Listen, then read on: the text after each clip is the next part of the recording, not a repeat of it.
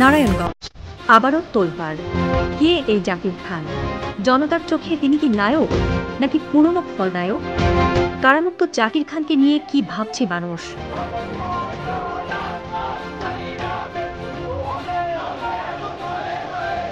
তার মুক্তি কি শুধুই তার স্বাধীনতা, নাকি এক নতুন ঝড়ের পূর্বাভাস, নাকি পরিবর্তনের ডাক?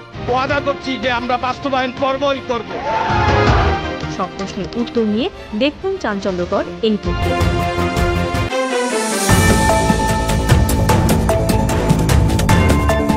ছাত্রদল থেকে উত্থান, এরপর একের পর এক বিতর্ক, হত্যা, অস্ত্র, চাঁদাবাজি সহ প্রায় ৩৩টি মামলার আসামি ছিলেন জাকির খান। দিনের পর দিন ছিলেন আইনের ধরাছোঁয়ার বাইরে। তারপর নাটকীয় গ্রেপ্তার। তার নাম শুনলেই একসময় কেঁপে উঠত নারায়ণগঞ্জ। কিন্তু সত্যি কি তাই? ২.৫ বছর কারাভোগের পর অবশেষে মুক্তি।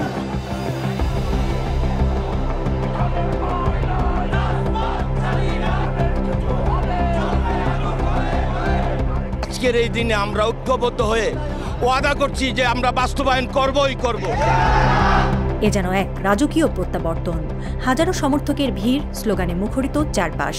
কিন্তু এ কোন জাকির খান? জেল থেকে বেরিয়েই তিনি যেন অন্য মানুষ। শুদ্ধ রাজনীতির পথে হাঁটতে শুরু করেন তিনি। তারপরও তার নাম ভাঙিয়ে শহরময় চলছিল নানা অপকর্ম।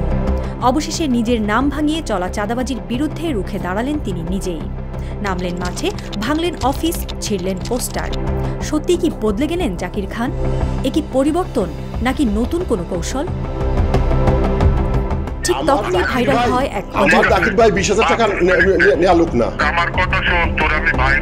জাকির খানের নামে এক ব্যবসায়ীকে হুমকি, চাওয়া হচ্ছে চাঁদা। এছাড়াও একাধিক ব্যবসায়ী জানায় জাকির খানের নামে তাদের কাছেও চাঁদা দাবি করে ফোন এসেছে। কিন্তু তার আইনজীবীর সাফ কথা, এ কণ্ঠ জাকির খানের নয়, এ গভীর ষড়যন্ত্র। পুলিশ সুপার জানিয়েছেন চলছে তদন্ত। ধরা পড়বে কি আসল অপরাধী? নারায়ণগঞ্জের বাতাস এখন ভারী। একদিকে তার সমর্থকরা বলছেন জাকির খান ষড়যন্ত্রের শিকার, তিনি নিজেই একটি ব্র্যান্ড। অন্যদিকে পুরনো প্রতিপক্ষ বলছে আবারও কি ফিরে আসছে সেই দিন? তাহলে নারায়ণগঞ্জের রাজনীতিতে কি হতে চলেছে? এই প্রসঙ্গে রাজনৈতিক বিশ্লেষকরা বলছেন এ ধরনের প্রত্যাবর্তন প্রায়শই স্থানীয় ক্ষমতার ভারসাম্যে বড় ধরনের পরিবর্তন আনে এবং পুরনো দ্বন্দ্বগুলোকে নতুন করে উস্কে দিতে পারে।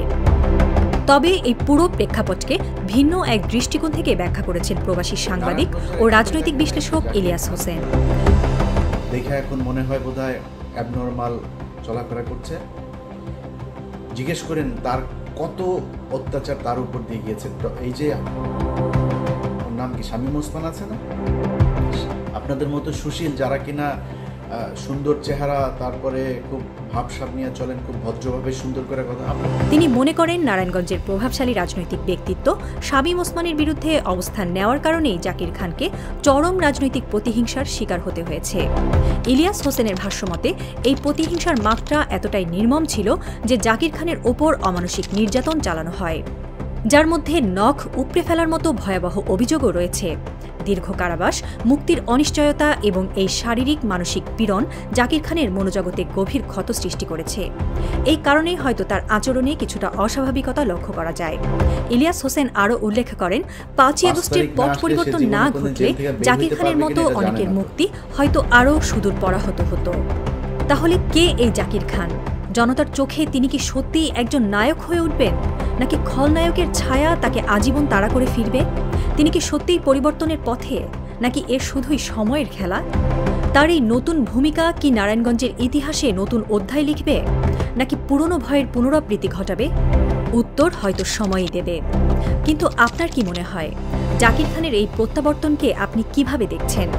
আপনার ভাবনা, আপনার বিশ্লেষণ জানান আমাদের কমেন্ট বক্সে। নারায়ণগঞ্জের সকল খবরের বিস্তারিত ও বস্তুনিষ্ঠ আপডেট পেতে চোখ রাখুন নারায়ণগঞ্জ সমাচারের পর্দায়। আমাদের সাথে থাকার জন্য ধন্যবাদ।